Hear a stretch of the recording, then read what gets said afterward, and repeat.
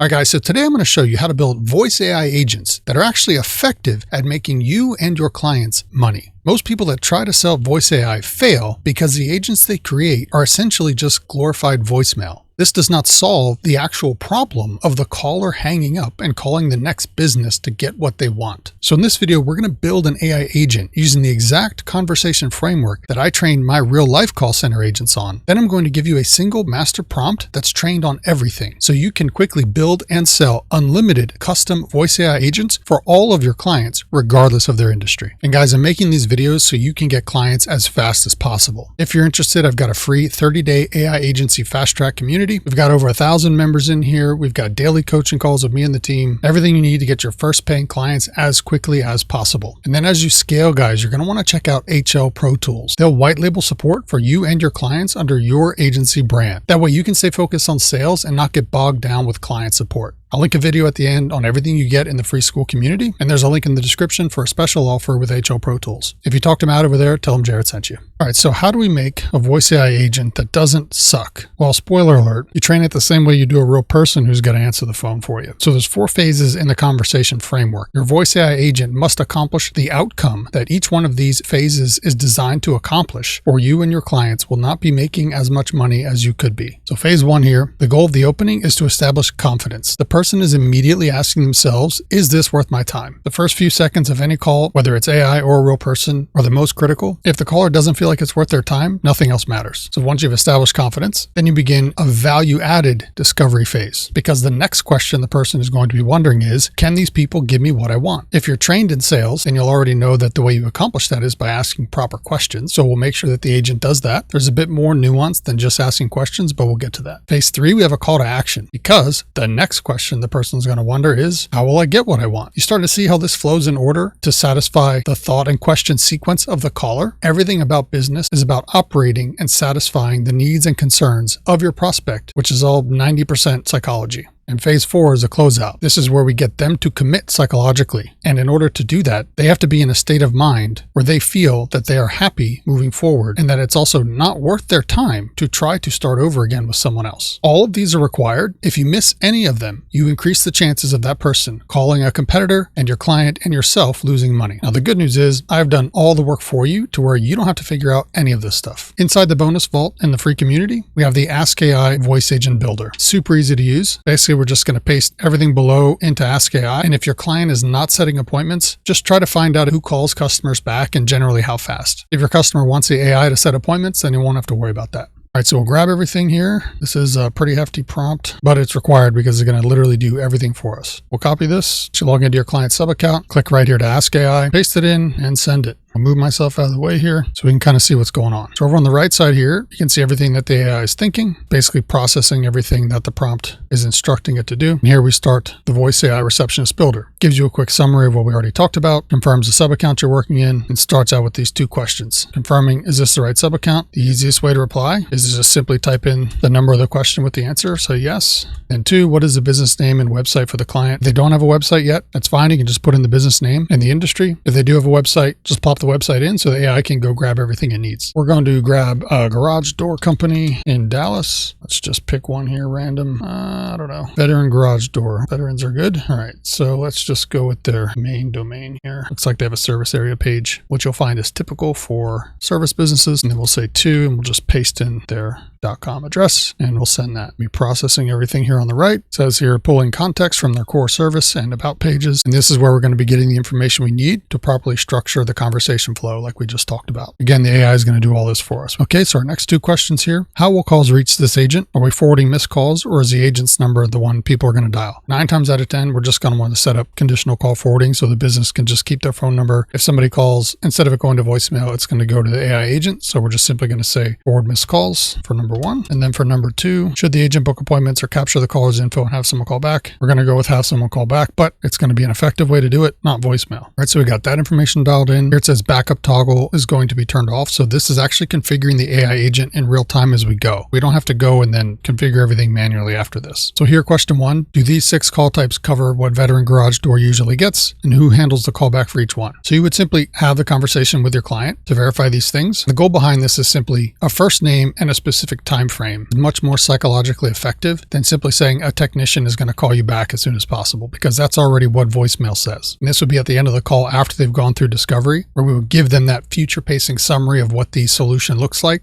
and then say something like, Dave's going to call you back in an hour or something like that. So now they know, the business understands why they called. There's a real person's name tied to a callback window that they can put in their mind versus just some random callback at some random time. Again, this is if you're not going to book appointments. So for 1, we'll say Bob within 1 hour. For 2, so should we call the agent Ava? Now this is already going to set up with a really good female voice. So it's going to suggest female names. This is generally the best way to go. But if you're in a specific scenario where you have to have a male voice and a male name, you can of course change that. So for now, we'll just say Ava. All right, so number 3, when someone asks about price, should the agent quote general ranges and send callers to the team for exact numbers, or say nothing about price at all? 9 times out of 10, general ranges is fine, because if you use this prompt, it's going to actually build a knowledge base based on the information from that actual business. So it's going to already know a lot of their pricing. Plus, it's also going to know industry standard pricing. And it's very important that you give people some type of price range. If you have a business owner that's really old school and doesn't understand marketing and human psychology and thinks that it's best to just get people on a call, my first suggestion is try to explain to them that that's going to lose them money. But if they're just hell-bent on not talking about price at all with the AI, you can say here to just don't talk about price. And then our never say list, right? These are things that the agent isn't going to address no matter how directly the caller asks. Specific warranties or guarantees, specific availability on promises. We can have someone there within an hour. Licensing and insurance status, financing term, anything else that you just definitely say, do not talk about this. If your client mentions anything to you, you can plop that in here. Of course, you can always change it later. So for now, we'll just say the list is good for number 4, and we'll send it. All right, so next setup questions here. Do these 5 situations count as an emergency for this business? A torsion spring broken, a cable snapped, door won't close or stuck open, car trapped inside the garage with no exit, door came significantly off track and is immovable. Again, the beauty of doing it this way is you don't have to go figure all this stuff out. I don't know anything about garage door industry. I mean, I understand these questions, but I wouldn't have known to come up with them. That's why we do it this way. We let the AI handle the expertise. We just manage implementation. So I'm going to say for this demo, all are good. For number 1, obviously you would verify these emergency situations with your client. So for question 2, should Ava attempt a live transfer to Bob for emergencies and for callers who explicitly ask to speak with someone? All right, and you're going to see later on with the opening that we never want to try to hide the fact that it's AI. That's a terrible idea. And we want to always give people the option to speak to a live person, because there's always going to be edge case scenarios where that's required, or some people that just want to do that. We don't want to try to shoehorn those people into trying to talk to the AI if they don't want to. That's a stupid thing to do. Don't do that. You'll lose money. So therefore, this is the default recommendation. And it literally tells you why. A caller with a broken spring at midnight who hears someone will call you back within an hour is not a satisfied caller. It says here, if yes, what's Bob's number, and should a live transfer only apply to emergencies or also to any other caller who asks for a person regardless of reason? So for number 2, we'll say live transfer for both Bob during the day and on-call technician after hours, because we may not know who the on-call technician is, but again, just verify with your client how they run their business and adjust these responses as such. We got to give it Bob's number here for the transfer. I forgot. So we'll just say 215-555-1212. All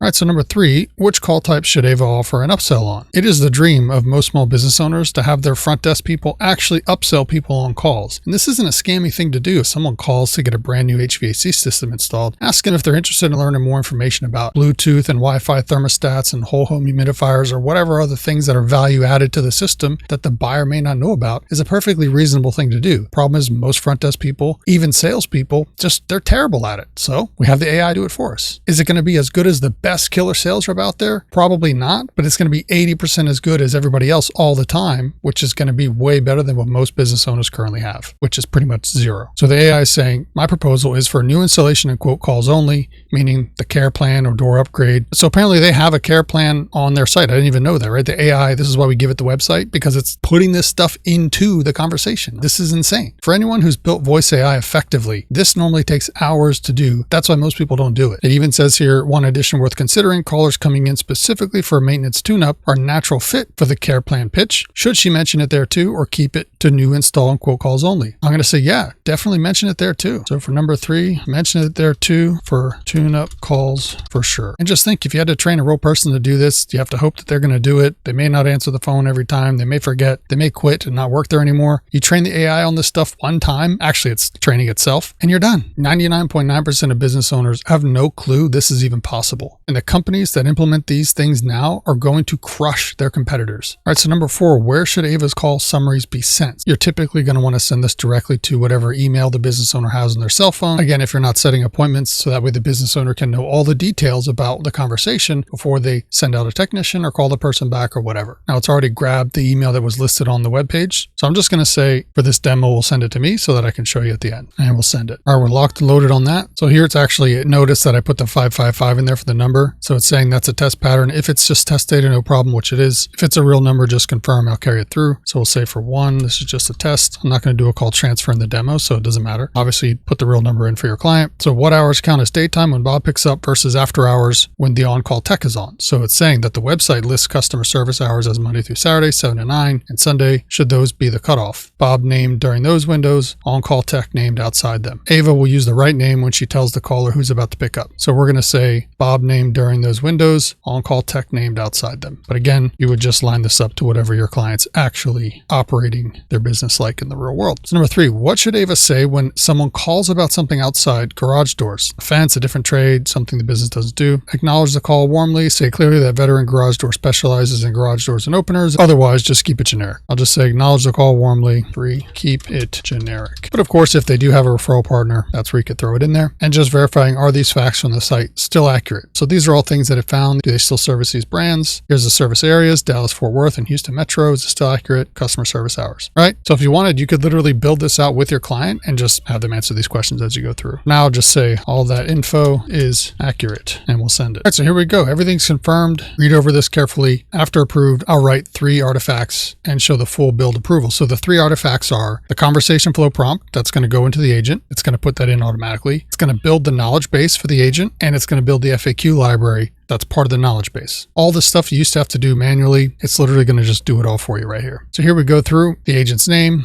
the voice, all the stuff, time zone. Again, everything in here we can change later, but it's going to build it all for us. Call types and callback routing, everything we talked about, upsells, never say, out of scope calls, confirm facts, topology, and it's just going to confirm one more time that this is test data. Make sure we swap it out for Bob's real number if this was going to be an actual deployment. So we'll say everything looks good, send that. And you can see right here, we're in the thinking side. Here's all the phase details of the conversation that it's building out. So now instead of having a giant prompt library for prompts in every single business, every single industry, you literally just use this one master prompt and it will build you unlimited AI agents that are fully trained effectively to communicate with your customers' clients, regardless of the industry they're in. I've seen 0 people setting it up this way, but this is by far the most effective and most scalable way to do it. All right, so it's now browsing the publicly available pages on their website, grabbing all their information from price ranges. They're Better Business Bureau accredited, free on-site estimates. So now it's building out the main prompt, and you can see it generating it over here. These are our phases: opening, qualification by call type, right? So depending on why the person's calling, it's going to send the AI down a different path for how it handles a call, which is exactly what a real person would do. Building out custom prompts like this used to take a very long time to test and iterate and test and iterate. And it's literally just giving it to us right here. Building out the plan for the knowledge base, building out here the FAQs. I used to spend so long having to do this. It is unbelievable. All right, so 2 quick things it wants to check. The payment methods accepted are not found on the site. It's saying that we're routing financing questions to Bob, but cash card and check policy is worth confirming, so Ava can answer if asked. I'll just say all payment related questions routed to the team, and then it just wants to confirm one last time that this 555 is test data. I'll say 555 is test data, send that. All right, payment routing is confirmed.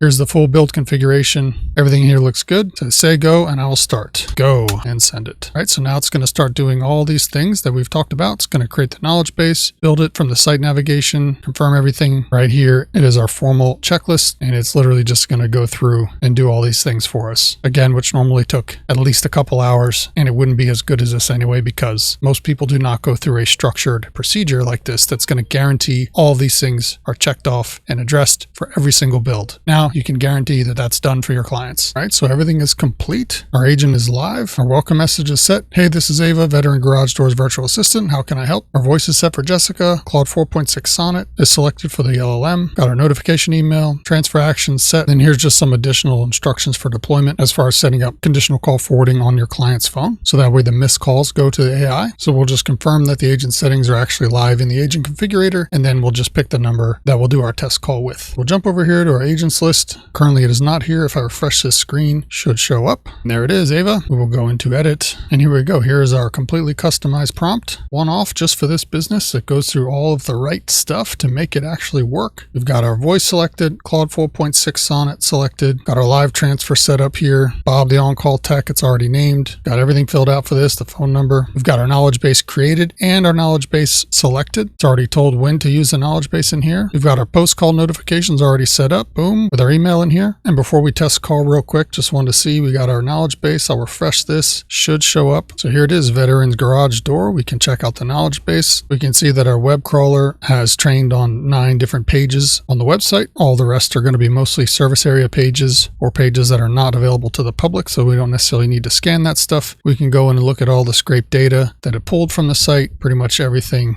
that it would need. We have our FAQ database built out with questions and answers. We've got 19 Q&As in here. Again, you can come in and customize any of these if you want, but it's all done already with that prompt. I literally never even had to come into the agent builder and do any of this. I'm just coming here now to verify it. So I'm happy with all that. Let's go back over. We'll hit deploy. We'll just choose our number. I got one extra number here in the system. Hit save, and we'll be able to call this number right now. Let's go ahead and give our agent a call. This is Ava, Veteran Garage Doors Virtual Assistant. How can I help? Hi, Ava. Yeah, I just wanted to call to see if I can get someone to come out and take a look at my garage door. I can help with that. Just so I understand, is your garage door having any specific issues right now? Like making noise, not opening or closing all the way? Or is this more of a routine checkup or maintenance? All right, let me get your name and a good callback number so Bob can reach out to you. What's your name? All right, guys. And so then it's going to go ahead into the booking, going to go through that flow. Let me know who's going to call me back, all that stuff. And at the end, it's going to send a call transcript and summary to your client. So they'll know every single detail of the conversation. So when they do call the customer back, they actually know what's going on instead of the person having to re-explain everything over again, which we all know, we all hate that. So that's a system that you can use to set up unlimited AI agents for any type of client in any industry that's actually effective at making you and your clients more money. But if right now your sales funnel is empty and you don't have any clients, you're still making $0. So watch this video right here to learn how to get clients without spending any money on paid ads or cold calls, or watch this video right here to learn about everything we have in our free school community, and I will see you on the inside.